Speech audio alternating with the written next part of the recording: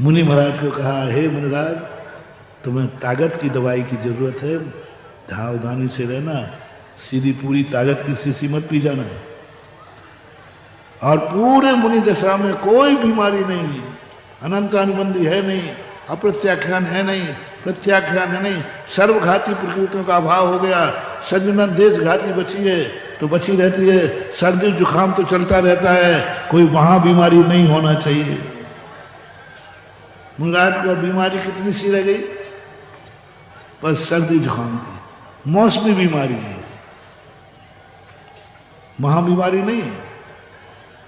सर्दी जुकाम की मौसमी बीमारी रह जाती है मुनिराज को, वो संजनन कषाय है। संजनन कषाय बड़ी बीमारी नहीं लाता, थोड़ी बहुत, कभी सर्दी हो जाएगी, कभी जुकाम हो जाएगा, ऐसे हो जाता है। अब उनके लिए ताकत की दवाई हो, उनको जो ताकत की दवाई लेते हैं, जैसे जैसे ताकत आती जाती है, मुनिराज को ताकत का आनंद आने लग जाता है।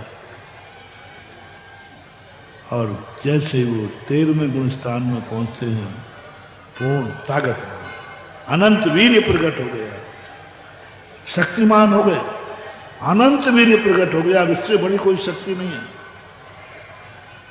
अब वो पूर्ण स्वस्थ हैं, लेकिन जिसके लिए स्वस्थ हुए थे कि मैं शुद्ध आत्मा का अनुभव करूं, जो अभी मैंने ध्यान के समय बताया था, अरहंत भगवान का ज्ञान शुद्ध हुआ है, दर्शन गुण शुद्ध हुआ है, लेकिन आत्मा भी अशुद्ध है। उसकी दशा ऐसे ही है जैसे व्यक्ति का पैसा तो शुद्ध कमाई का है, लेकिन स्वयं पाप कर रहा है। कपड़े तो शुद्ध पहन लिए हैं, लेकिन शरीर अभी अशुद्ध, बिना नहाए। बिना नहाए शुद्ध कपड़े पहनना, बिना नहाए शुद्ध कपड़े पहनना क्या शुद्धि मानी जाएगी? नहाया नहीं, लेकिन कपड़े शुद्ध सोला के पहने।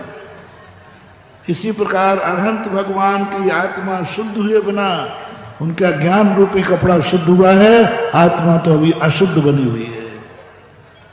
और भगवान कहते हैं, मैंने अशुद्ध आत्मा का आनंद थोड़ी लेना है, मुझे केवल ज्ञान थोड़ी चाहिए, तो मुझे तो आत्मा का शुद्धिकरण चाहिए। कहाँ लोग भटक रहे हैं। 4थे गुणस्थान में कहते हैं, हमें परम आनंद आ रहा है, यहाँ केवली भगवान तक कह रहे हैं मुझे तो नहीं आ रहा है। अभी एक आध्यात्मिक का मरण हुआ, 85 साल की उम्र में लगभग। जिंदगी भर वो इसी में रहा, आत्मा के आनंद में। समय सार उसने कम से कम 100 बार पढ़ा हो, और हमेशा आत्मा की बात, वो आत्मा का दर्शन हो जाए। मरते समय जब उसके पास गए, भैया तुम तो निरंतर आत्मा की चर्चा करते थे, शुद्ध उपयोग की चर्चा करते थे, आत्मा शुद्ध बुद्ध ज्ञायक स्वरूपी है, अब आप जा रहे हो, कम से कम कुछ तो बता जाओ, आपको कैसा आनंद आया, कैसे प्राप्त किया। उसने कहा, जिंदगी भर मैंने झूठ बोला, मरते समय झूठ नहीं बोलूँगा, मुझे कुछ भी आनंद नहीं आया। जिंदगी भर मैंने झूठ बोला, कुछ भी आनंद नहीं आया। कैसे आएगा?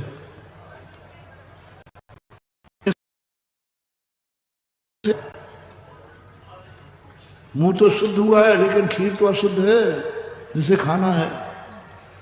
आत्मा तो अशुद्ध दशा में बैठी हुई है, और अशुद्ध दशा में बैठी हुई आत्मा के लिए कह रहा है मैं परमानंद में रहा।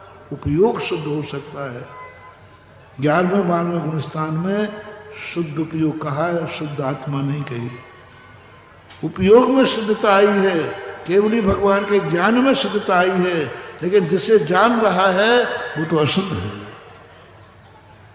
आत्मा, अशुद्ध आत्मा को जानते हैं केवल ज्ञानी, अशुद्ध अपनी अशुद्ध आत्मा को जानते हैं। हाँ, भावी पर्याय के रूप में शुद्ध पर्याय को जानते हैं, भावी पर्याय के रूप। इसलिए केवल ज्ञान होने के बाद भी ज्ञान चेतना नहीं, शुद्ध आत्मा का अनुभव नहीं, शुद्ध स्वरूप नहीं, इसलिए उनको योग निरोध करना पड़ता है। और योग निरोध करके जो अभी हमने प्रक्रिया बताई उस प्रक्रिया से अब भगवान सिद्धालय में पहुंच गए। अब शरीर नहीं है, ज्ञान शरीरी त्रिविध कर्म मल परजित सिद्ध महंता तेह निकल अमल पर मातम भोगे सर्व अनंता। ओह, ज्ञानी जिनका शरीर है, शरीर खत्म हो गया, कर्म नौ कर्म से ऊपर हो गए, तीनों मलों से रहित हो गए, त्रिविध कर्म वर्जित, तीनों मल, ये तीन ही मल अपनी आत्मा पर लगे हुए, भाव कर्मल, द्रव्य कर्मल और नौ कर्मल, ये तीन मलों को उतार दिया जिन्होंने। अब मार ज्ञान शरीर ही, ज्ञान ही उनका शरीर है, आत्मा और ज्ञान में एकत्व हो गया है। अब आत्मा शुद्ध हुई, जब आत्मा शुद्ध हुई अब सिद्धों के होता है अव्यावाद सुख, अव्यावाद सुख होता है। अब प्रकट हुआ सम्यक्त गुण, अब सम्यक्त गुण अपनी पूर्ण पर्याय में बैठा हुआ है। अब सम्यक दर्शन नहीं है, सिद्धों के सम्यक दर्शन नहीं है, सम्यक्त गुण है। हालांकि कुछ सिद्धांत ग्रंथकारों ने, गोमरसार आदिकारों ने 5 मारणाएं मानी है, उनको छायक सम्यक दर्शन माना है, लेकिन सत्यता ये है कि अब उन्हें सम्यक दर्शन नहीं है, सम्मत गुण है, सम्यक्त गुण है। इसी प्रकार शेष 8 गुण अब पूर्णता निरालंबी हुए। ऐसा अब ऐसी आत्मा महानुभाव वस्तु का ही मूल नहीं होता है। कुछ वस्तुएं ऐसी होती हैं जिस स्थान पर रखी जाती हैं वो स्थान भी अशुद्ध हो जाता है, और कुछ वस्तुएं ऐसी होती हैं जिस स्थान पर वो रहती हैं वो स्थान तीर्थ बन जाता है। आज भगवान मोक्ष चले गए, लेकिन जहां पर भगवान जिस शरीर में बैठे थे वो शरीर इतना पवित्र, इतना पावन हो गया।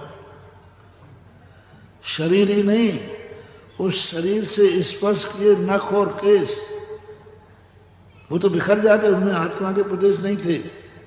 नख केश गिरते हैं उस भूमि पर।